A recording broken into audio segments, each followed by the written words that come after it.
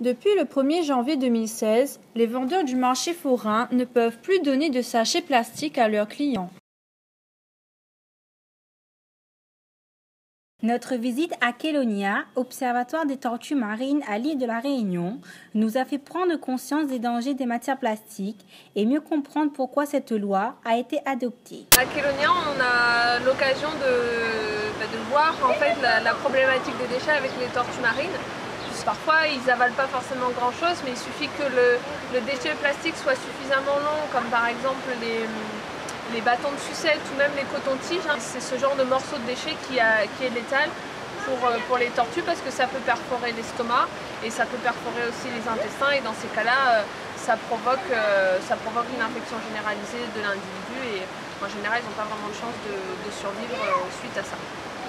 Lorsque nous nous baladons sur les plages de l'île, les déchets plastiques ne manquent pas. Quelques minutes ont suffi pour collecter des bouchons plastiques, des sacs plastiques, bâtons de sucette.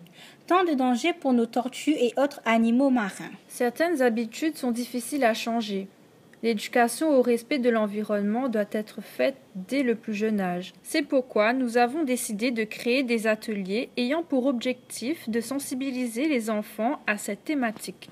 Pour préparer un de nos ateliers, nous sommes allés au marché forain pour récupérer des sacs en plastique et exposer fièrement une solution alternative aux sacs plastiques. Un sac réalisé en classe à partir de papier recyclé.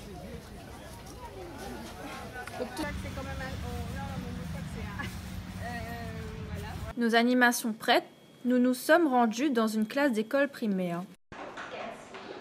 Pour captiver l'attention des enfants, nous leur avons raconté l'histoire de Cathy, tortue marine prise au piège par un sac plastique au large de l'île. Les ateliers ont ensuite démarré. Eau, soda, jus de fruits, autant de boissons qui sont contenues dans des bouteilles en plastique et donc jetées dès qu'elles sont vides. En matière de recyclage créatif, nous nous en sommes servis pour réaliser avec les enfants des porte-stylos. Les bouchons ont été utilisés comme matière première pour décorer un support en carton. Et les sachets plastiques récupérés ont été tissés sur une structure métallique pour réaliser une œuvre. Conscients que les déchets plastiques peuvent avoir une seconde vie, nous avons expliqué aux enfants que lorsqu'ils ne sont plus réutilisables, ces déchets doivent être jetés à la poubelle.